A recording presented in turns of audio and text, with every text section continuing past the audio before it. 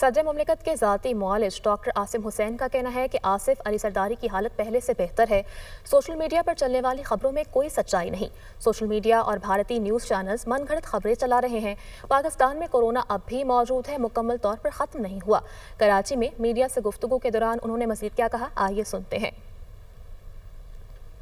Monday की रात हम उनको कराची ले आए और यहाँ पे उनके टेस्ट शुरू किए। टेस्ट से ये साबित हुआ कि उनको कोरोना हो गया है।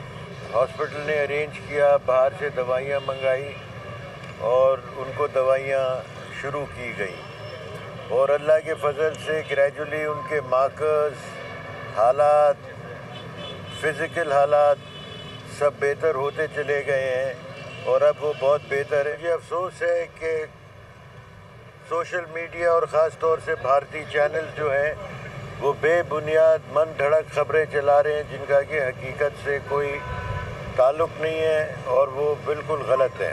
कोरोना पहले जैसा है नहीं, लेकिन कोरोना अभी भी मौजूद है पाकिस्तान के अंदर। It's not in that lethal form, लेकिन फिर भी कोरोना के केसेस आ रहे हैं और मेरे हिसाब से ये कोरोना जो है ये एक और किस्म का वेरिएंट है